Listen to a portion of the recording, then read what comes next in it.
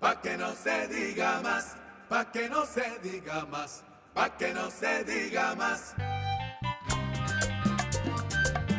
Bien amigos, estamos de vuelta en No se diga más a través de Rumba 98.5. Karina, tenemos ya a nuestro invitado del día de hoy en cabina. Queremos darle la bienvenida al ministro de la Presidencia, don Lisandro Macarrulla. Ministro, muy buenas noches. Bienvenido. Buenas noches, gracias por la invitación. Gracias a usted por aceptarla, además en tan corto tiempo. Sí, la verdad que me sentí muy triste de que sea de los últimos ministros que han pasado por aquí, pero yo sabía que me iba a llegar mi turno en algún momento. Gracias por atender la invitación, ministro. Ministro, muchos temas podemos conversar con usted, porque tenerlo aquí es prácticamente tener al presidente de la República, o por lo menos debe tener tanta información como el presidente de la República que compartir con nosotros. Imposible. Eso, pero más o menos. Eso es una introducción peligrosa. Pero, no, tú sabes que las funciones del ministro de la Presidencia, la verdad que son cercanas al presidente, pero uno tiene un ámbito muy limitado. No es claro. lo mismo. Claro que sí, pero bueno, ministro, hoy, justamente mi comentario inicial del día de hoy, yo arranqué hablando hoy de Pedernales, y Pedernales es un proyecto del cual estoy absolutamente seguro, usted puede conversarnos en detalle cuáles son los planes del Estado, del gobierno, para el desarrollo de esta área, sobre todo ante todos estos cuestionamientos que han estado sobre todo el día de hoy en las redes sociales discutiendo o cuestionando el que los opositores dicen que es que se les está entregando toda esta área a los privados, al sector privado. ¿Cómo convencemos a la gente de que no es así, si efectivamente no es así? Bueno, con la verdad, yo creo que lo que hay que decirle la verdad a la gente. Mira lo que es el proyecto de desarrollo de Pedernales. Y yo tengo el honor de dirigir el Fideicomiso de Desarrollo de Pedernales. Ese es un proyecto que está concebido para apalancar el desarrollo de toda la región Enriquillo. O sea, no es un proyecto turístico, es un proyecto de desarrollo. Pero ¿cómo está estructurado? Primero, es un fideicomiso público. Aquí no se le está pasando nada al sector privado. Se le está pasando unos terrenos del Estado Dominicano a un fideicomiso público del Estado Dominicano. ¿Por qué el fideicomiso? Porque es la figura que nosotros entendemos más transparente, más participativa, para llevar un proyecto de desarrollo regional como es este. Pero no es un proyecto de desarrollo de una región cualquiera, es el proyecto de desarrollo de la región más deprimida del país, que es la región Enriquillo. O sea, esa es la región donde menos oportunidades hay para los dominicanos que viven ahí. Entonces, desde que nosotros empezamos a concebir la estructura de gestión del Estado, identificamos cómo lograr un desarrollo sostenible regional en diferentes regiones del país, empezando por la más deprimida, que son las fronterizas. Mucha gente me criticaba en los años en que hacíamos esa labor previo a las elecciones, cuando ni siquiera el presidente de la República era candidato. Era un precandidato, pero el presidente, con la responsabilidad que le caracteriza, entendía que no podíamos llegar al gobierno a improvisar. Y todas esas acciones que se ven en la prensa, que él va ejecutando y desarrollando, es parte de una estrategia. Claro, una estrategia que por las circunstancias que no se pudieron prever, como la pandemia y la guerra actual, hemos tenido que hacer algunos ajustes. Pero en el fondo nosotros seguimos con nuestro programa de gobierno. ¿Qué contempla el programa de gobierno para la región Enriquillo? Bueno, se identificó cuáles eran los recursos que tenía esa región, cuáles eran su potencial de la región, y se estructuró toda una estrategia para explotarlo, pero en beneficio de la comunidad. Entonces, Pedernales, todo el mundo sabe que tiene una riqueza natural incomparable, y lo que se está haciendo es tratando de explotar esos recursos en beneficio de esa comunidad. ¿Cómo? Ahí se van a crear empleos. ¿Cómo se van a crear empleos? Usted me preguntará, porque estamos hablando de negocios hoteleros, de turísticos. Bueno, se está formando el capital humano disponible. Se tiene ya un banco de elegibles de los habitantes de la región. Se le ha creado un programa de capacitación y desarrollo. Ya la semana pasada se graduaron 660 personas, la mayoría jóvenes de la región, en diferentes programas técnicos. Ese programa está contemplado para impactar 22,000 personas para que se puedan incorporar a los negocios que se van a hacer ahí. En materia de medio ambiente, que a veces es un tema que también sale, este proyecto que se ha concebido está totalmente fuera del área protegida. El proyecto está en Cabo Rojo, no en Bahía de las Águilas. Entonces, eso también es bueno que todo el mundo lo sepa. Lo hemos dicho anteriormente, pero cada vez que quieren atacar el proyecto, sale el tema a relucir. Otra de las cosas que dicen es que eso es para beneficiar a los ricos que van a invertir ahí. Bueno, pues a nosotros no nos va a llenar nada más de satisfacción que todo el que haga un emprendimiento ahí le vaya bien, porque eso es una garantía de que siga invirtiendo. Ahora, los beneficios que va a dejar directamente para que se reflejen en la comunidad. La comunidad lo ha entendido perfectamente y fíjese que un senador de la oposición fue el que ayer motivó que se aprobara. ¿Por qué? Porque él, como munícipe y como líder político de Pedernales, y eso se replica en las otras provincias que conforman la región Enriquillo, que también serán impactadas por este proyecto, impactadas favorablemente, entiende que ese es el único vehículo que tiene esa región para desarrollarse. Porque no estamos hablando de un crecimiento económico y nada, es de desarrollo. O sea, nosotros vamos a crear fuentes de trabajo, se están mejorando los servicios de salud, se están haciendo ya la infraestructura vial, se está licitando el acueducto, se está licitando los contratos de distribución de agua y también de distribución eléctrica. O sea, es todo un plan integral de desarrollo de una región que va a ser ejemplo, porque esa es la única garantía de un desarrollo sostenible. ¿Qué otra opción tendríamos? Que el Estado vaya, invierta y haga una clínica, un hospital, 2 escuelas, perfecto, pero eso no genera desarrollo sostenible, eso se queda ahí, o que vayan y se hagan un operativo de repartición de alimentos. No, aquí se va a crear infraestructura productiva sostenible, trabajo, pago de impuestos y todas las bondades que trae una actividad productiva y el valor que agrega en el tiempo. Eso es lo que andamos buscando. Don Lisandro, una de las preocupaciones con lo que se aprobó ayer es que actualmente no existe una normativa que regule el fideicomiso público. De hecho, el senador Iván Lorenzo estuvo destacando que esto podría ser objeto de ataque jurídico posteriormente al ser aprobado sin que exista la normativa. Lo que pasa es que existe una ley que permite el fideicomiso público y de hecho hay muchos fideicomisos públicos operando. Red Vial, por ejemplo, un fideicomiso público.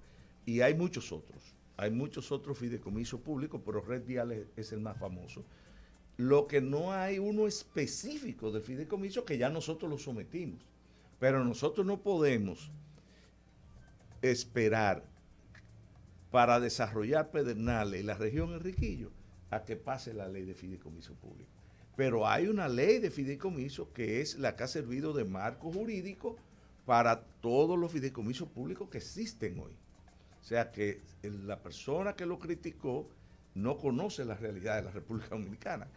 Y hay uno muy famoso, vuelvo y te reitero, que es Red Vial, hecho por el gobierno anterior.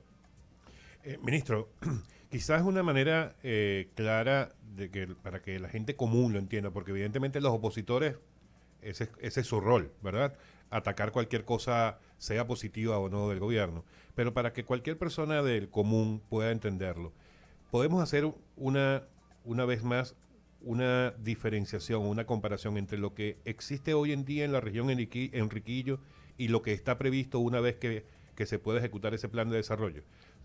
Claro, yo te puedo decir, va a pasar a ser de la región más deprimida desde el punto de vista económico y de su desarrollo, a una de las más desarrolladas y con mayores recursos económicos. O sea, la calidad de vida de la gente que vive ahí ya empezó a cambiar, porque ya hay en ejecución obras de infraestructura que han generado fuentes de trabajo, pero ya tenemos 600 y pico de técnicos recientemente graduados, que lo graduamos el sábado. Esos muchachos, y hay personas también mayores, pero la mayoría jóvenes, hoy en día conocen un oficio y hoy en día van a tener una plaza de trabajo que no tenían ninguna otra oportunidad que no fuera la de venir a la ciudad de Santo Domingo a mudarse en un barrio y sabe Dios en qué terminar. Entonces, yo creo que ya empezó a generar valor agregado Pedernales. Ustedes van hoy a un hotel de Pedernales y la tarifa puede ser más alta que un hotel de Santo Domingo de lujo. ¿Por qué? Porque ya hay gente visitando, está en el mapa internacional. En un par de semanas viene un yate de lujo a Pedernales. Entonces, porque ya tenemos una labor de promoción internacional, se llevó a Fitur en 2 ocasiones y se ha estado promoviendo la región. Entonces, yo creo que lo importante en este caso es que nosotros no nos desviemos de nuestro objetivo, que es el desarrollo de la región Enriquillo. Yo definitivamente veo los beneficios de este fideicomiso, aunque hay un punto que me preocupa un poco, porque en Barahona tenemos un aeropuerto, el María Montés, y está relativamente cerca por estar en la misma región. Entonces, este aeropuerto no tiene gran volumen de operaciones. ¿Por qué no usar esta misma infraestructura? Bueno, por la distancia. Hay una distancia máxima que es la que están dispuestos a desplazarse los turistas. O sea, los turistas normalmente no van a destinos que tengan que coger 2 horas para llegar por carro. Prefieren lo que tienen los aeropuertos más cerca. Pero también se ha estructurado toda una estrategia para que se complementen ambas infraestructuras, el aeropuerto de Barahona y el de Pedernales. ¿Cómo? Bueno, el de Barahona, que ya tiene un objetivo diferente desde el programa de desarrollo nuestro, va a servir para la exportación e importación, sobre todo de frutos, porque se está creando un clúster agrícola en la región. Y Pedernales va a ser básicamente un aeropuerto turístico.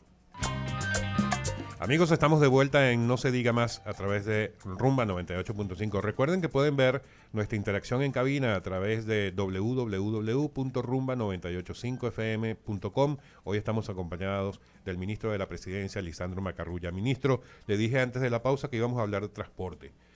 ¿Qué es lo que está pasando? ¿Por qué Uvieres no quiere saber mucho de usted? ¿Qué es lo que está pasando? La transformación más grande que se ha hecho en materia de movilidad en la República Dominicana. La República Dominicana hoy en día está implementando un programa, primero, de transporte masivo. Se están construyendo simultáneamente un monorriel en Santiago, un teleférico en Santiago y un teleférico en los Alcarrizos. Se está ampliando la línea 2 del metro desde el kilómetro 9 a los Alcarrizos, pero ya se amplió la línea 1, se le duplicó la capacidad. Eso es en materia de transporte masivo. Entonces vienen los corredores, que quizás ahí es que han venido la confrontación con el señor Uvieres. ¿Qué son los corredores? En el año 2017, entiéndase, el gobierno anterior creó la ley para regular el transporte. Creó el Intran como institución reguladora, estableció la creación de los corredores y otras disposiciones que a veces, por la falta de vocación política, no se implementaron. aunque se estructuró todo el marco jurídico para implementarse y la ley dio plazos que no se cumplieron. Entonces nosotros estamos cumpliendo la ley. Ahora, ¿qué significa cumplir la ley ahí? Significa que en la República Dominicana, la familia dominicana gasta de su salario un promedio de 25% de sus ingresos. O sea, la familia, papá, hijo, muchacho, del 25% que ingresa esa familia, se va en transporte. Transporte malo, inseguro, poco higiénico. Entonces, lamentablemente, un gobierno responsable no puede permitir eso. No importa lo que cueste. O sea, si eso no va a costar popularidad, si eso no va a costar que alguien se ponga guapito, nuestro compromiso con el pueblo dominicano. Hoy en día, ya nosotros hemos podido implementar 3 corredores. Hoy en día, en la Winston Churchill, que por decir el penúltimo, y después te hablaré del último, ya tú puedes ir desde la feria, donde están todas las oficinas públicas, hasta la Jacobo Magluta por 35 pesos, en un autobús con aire acondicionado, seguro e higiénico. Ahora, ¿qué pasó con los choferes que habían ahí? Lo que dice la ley. La ley establece que ese corredor es de los choferes que operaban ahí, porque no podemos marginar a esa gente. No es que tengan ningún derecho, ninguna inversión que haya que proteger, porque las calles son del Estado. Ahora, había un derecho porque ellos vivían de eso y nosotros tenemos también que pensar en esa parte social. Entonces, la ley establece, que no la creamos nosotros, pero estamos de acuerdo, en que esos propietarios de carros públicos que dependían de un sindicato tenían que constituirse en una compañía. Para eso se le da orientación y se le apoya. Entonces, todos esos carritos en la Winston Churchill eran 325, pero no se incorporaron todos y te voy a decir por qué. Se forman en una compañía y conforman un fideicomiso. Fideicomiso privado, porque ellos son empresarios. El dueño de un carrito es un empresario, chiquito, pero es un empresario, porque él es dueño de su medio de producción, siempre y cuando sea de él el carro. Entonces, en ese fideicomiso, ellos se asocian con el Estado, vamos a llamarlo así, que tiene otro fideicomiso, que es el FIMóvil. Y ellos compran las guaguas, no el Estado. O sea, esa guagua es dueña del fideicomiso que formaron los choferes.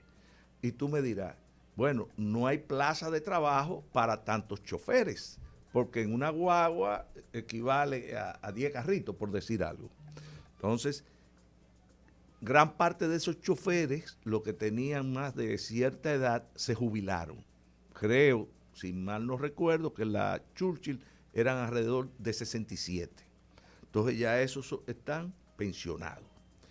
Los demás se incorporaron como operadores de la guagua, que trabajan varios turnos, y también en las labores administrativas. Cada uno de acuerdo a su capacidad y al potencial que tenían para nosotros desarrollarlo dentro de una función, dentro de ese fideicomiso que ellos son dueños. Y ellos son dueños de las guaguas, no es el Estado. Entonces, eso, lamentablemente, el que vive del caos y el desorden no le conviene, pero a la población sí, a la población sí. Entonces, lamentablemente, de todos los sindicatos de transporte, que son muchísimos, el único que ha estado protestando es el señor Ubiere. Pero vi en la prensa, hace una semana, en una conversación que tuvo con el señor Hugo Veras, que es el coordinador del gabinete del transporte, donde él decía que estaba de acuerdo en articularse de alguna forma dentro del esquema que el Estado está implementando. Pero mira lo siguiente, eso no es un problema de transporte, eso no es ni de carrito ni de guagua, es un proyecto de movilidad, porque aquí se pierde mucho tiempo, se pierde mucho dinero. Tenemos el sistema más costoso de transporte del mundo. Entonces, nosotros lo que estamos viendo es que este país tiene que evolucionar al transporte masivo, como todas las grandes ciudades, y que todos nos sintamos cómodos usándolo. Porque el dominicano, por tener un servicio de transporte tan ineficiente, ha convertido tener un carro propio en una necesidad. O sea, un carro aquí no es un lujo, un carro aquí es una necesidad.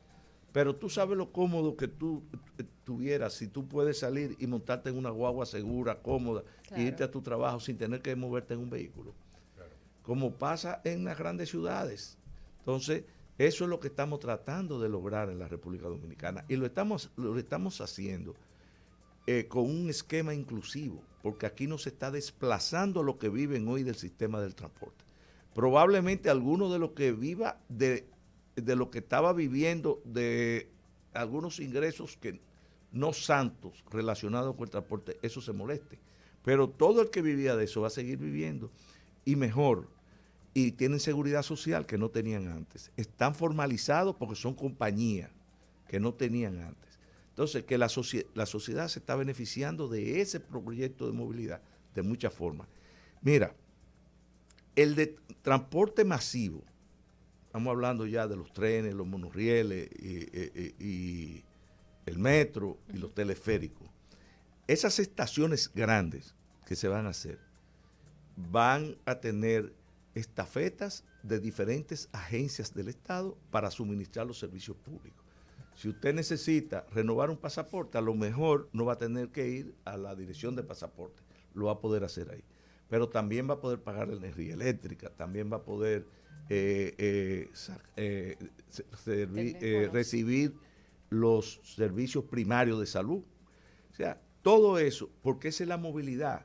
Que tú llegues ahí y no tenga entonces que coger un carro público para irte al centro de la ciudad y que no tenga que cruzar de la zona este hacia acá. Y lo lamentable del caso es que ahora mismo el proyecto de todos esos proyectos de transporte masivo, el más ambicioso era el tren de Santo Domingo. Y por la crisis económica hemos tenido que postergarlo. No es que no lo vamos a hacer, pero no lo vamos a poder empezar ahora. Pero si usted ve la cantidad de gente que se desplaza entre Santo Domingo Este, Santo Domingo Norte y Oeste hacia el distrito, esa gente iban a tener un vehículo de transporte, un medio de transporte totalmente diferente, rápido, seguro y económico. Y va a existir la tarifa única. O sea, usted se va a poder montar en el metro, intercambiar y usarlo en cualquiera a una guagua de uno de los corredores y pagando una sola vez. Don Lisandro, los planes de transporte masivo de Santo Domingo a Santiago, ¿cómo van? Bueno, eso se está evaluando, porque ese es un tren interurbano que va a contemplar carga, pasajeros, es un proyecto mucho más ambicioso. Lamentablemente, en el orden en que nosotros lo tenemos estipulado, el proyecto de movilidad es corredores, que es la inversión menor, porque ahí el Estado, la inversión es mínima, la inversión grande lo hacen los dueños de las guaguas, que son, como le expliqué, el esquema de organización que tienen los transportistas. Eso es una prioridad. Lo otro es el terminar lo que está empezado, los dos teleféricos, el monorriel de Santiago y la extensión del metro actual desde el 9 hasta los Alcarrizos, y posteriormente el tren de Santo Domingo, que va a ir desde el aeropuerto Las Américas hasta la entrada de los Alcarrizos. O sea, usted va a poder cruzar la ciudad de Santo Domingo por toda la 27 de febrero, Las Américas, en muy poco tiempo y confortablemente. Ahora, todo ese sistema integral de transporte, como está proyectado, estamos hablando de ¿a cuántos años? Mira, estimado. nosotros lo teníamos previsto terminar en este periodo de gobierno los dos teleféricos, o lo tenemos previsto todavía, los dos teleféricos y el monorriel de Santiago, y la extensión del metro a los Alcarrizos. Ya se terminó la ampliación de la línea 1 del metro, que eso lo maneja la UPRED. Entonces, el tren de Santo Domingo sería un proyecto que tomaría alrededor de 4 años, pero ese ha sido postergado su inicio, como yo te expliqué, hasta que se defina el tema económico por lo que está pasando en el mundo ahora mismo. Y precisamente hablando del tema económico, ministro, estamos todavía en medio de ese problema. Ha traído mucha discusión lo del proyecto de ley para eliminar los aranceles a más de 60 productos. Todavía no hay una aprobación final, está en manos del Senado. Pero ayer escuchaba hablar a otro opositor, del PLD específicamente, que decía que no era el momento para pensar en ese tipo de cosas, ni en proyectos de reforma, como está planteado también en el CES, a solicitud del Ejecutivo, porque este es un momento en el que el país se está cayendo a pedazos, utilizando esa frase. ¿Qué le puede decir usted a quienes nos escuchan? Común de la gente otra vez, no a los opositores, a los común de la gente. Efectivamente el país se está cayendo a pedazos. O sea, ¿qué es lo que está pasando? ¿Qué podemos prever para los próximos meses? ¿Tenemos una salida? ¿Y en cuánto tiempo? Bueno, lo de caerse a pedazos, la verdad que eso es muy creativo, porque yo te puedo decir, vamos a dividir esto en dos. Lo que ha pasado hasta este momento, cómo gestionamos la crisis de la pandemia, y después vamos a hablar de lo que se está haciendo ahora. Para contradecir todo eso que tú acabas de narrar en este momento, nosotros crecimos el año pasado un poco más de 12%, récord en toda la región. Aumentamos las reservas internacionales a más de 12,000 millones de dólares, récord histórico en la República Dominicana, pero por 4,000 millones más que el año anterior. Se redujo el nivel de pobreza del dominicano a los niveles pre-COVID. Se aumentó el turismo. Se resolvieron cientos de problemas que veníamos acumulando, entre ellos construcciones a mitad de construir, falta de medicamentos, falta de asistencia de salud. O sea, reconocido por organismos internacionales. Nosotros fuimos el único país latinoamericano que 2 compañías calificadoras de riesgo, 2, no una, nos mejoraron la calificación de riesgo país. Entonces no nos estamos cayendo a pedazos. Ahora vamos a lo que estamos haciendo ahora, producto de una crisis diferente que es la guerra de Rusia con Ucrania. Nosotros, como país importador de combustible, porque no generamos combustible, hemos decidido subsidiar el combustible y congelar el precio del combustible para garantizar la paz social y tratar de disminuir el impacto inflacionario que generaría el aumento del combustible. Tú me dirás, ¿eso va a ser eterno? Imposible. Nosotros no podemos seguir subsidiando 1.500 millones semanales de pesos para los combustibles. Entonces, hicimos una estrategia de 5 meses para darle estabilidad a la sociedad, a sabienda que esta sociedad se merece esa inversión social por parte del Estado. Pero también aumentamos la inversión social a niveles históricos. O sea, cuando aquí se subsidia la comida que se vende a través del INEPRE, cuando aquí se implementa un subsidio para los medicamentos, cuando se subsidian los abonos para los productos agrícolas, cuando se subsidia la importación de insumos para producir pollos y para producir arroz, eso es inversión social. Entonces, eso se está haciendo ahora. Eso no es exclusivo de la República Dominicana, muchos países lo están haciendo, porque cuando esto ocurre, lo prioritario es la paz social y la salud de la sociedad. Y lo estamos haciendo. Por eso, inversiones como la que yo les mencioné se han postergado para darle cabida a los recursos escasos y limitados que tiene la República Dominicana, orientándolo para esos propósitos. ¿Qué hacemos? Bueno, nos hemos fijado ciertas hipótesis, porque nadie sabe lo que va a pasar con la guerra, ni lo que va a pasar con el mercado del petróleo, ni nada de eso, y sobre esas hipótesis, con criterios que hemos definido, tenemos un plan estratégico. Tú me dirás, ¿qué va a pasar en 5 meses? No lo sabe ni Putin, ni lo sabe el presidente de los Estados Unidos. Nadie sabe. Ni los hijos de Putin. Y mucho menos. Entonces, nosotros estamos manejando la crisis. Pero ¿dónde está la importancia y la verdadera, ¿cómo te digo?, fortaleza de este gobierno y de Luis Abinader? En que hemos sido capaces de manejar crisis desde que llegamos hasta este momento, sin perder de vista nuestras transformaciones estructurales, como la que mencionamos, el plan de desarrollo de la región Enriquillo, el de movilidad pública, los planes de vivienda. O sea, este es un gobierno enfocado en su estrategia, que fue lo que le vendimos al pueblo dominicano para que votara por nosotros. Y también atendiendo la coyuntura, protegiendo siempre a las personas de menores ingresos. No es que no hay inflación, pero no es una inflación generada por nosotros. Pero se han tomado medidas para mitigar el impacto. Fíjate que por primera vez en la historia el combustible en este país está más barato que en Estados Unidos. En Puerto Rico están haciendo fila para echar gasolina. Salió en la prensa hoy. Lo leí en la prensa. Yo no sé si es verdad, pero lo leí. Oye, Puerto Rico. Entonces, los dominicanos tenemos que estar conscientes de eso. Y los políticos, con argumentos sin fundamento, se van a desacreditar porque la sociedad está consciente. Y la muestra de eso es que la popularidad de Luis Abinader se mantiene, porque la gente sabe que aunque las cosas han subido un poco, se están haciendo todos los esfuerzos posibles para que ese impacto sea lo menos negativo posible. Don Lisandro, cuando lo designaron como ministro de la presidencia, ¿usted se imaginó que le iba a tocar manejar tremendas crisis como esta? Nadie.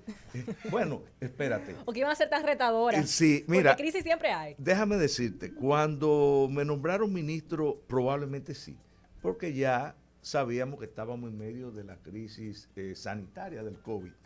Lo que yo no lo sabía, que iba a ser así, el día que yo le dije que sí al presidente Abinader, que yo lo iba a acompañar en su proyecto político, que eso fue 3 años antes de las elecciones. O sea, ahí nadie lo sabía. Nosotros sabíamos que íbamos a encontrar una crisis, porque sabíamos la crisis que estaba el país y sobre todo una crisis moral y demás. Claro. Pero, óyeme, después vino el COVID, nos preparamos, tuvimos ese otro tema entre los países con mejor desempeño de manejo de la crisis sanitaria del mundo. Y ahí están los indicadores, porque eso no es la opinión de un político, esos son los índices que están ahí, los indicadores. Bueno, acabo de ver el informe de hoy, 142 casos activos.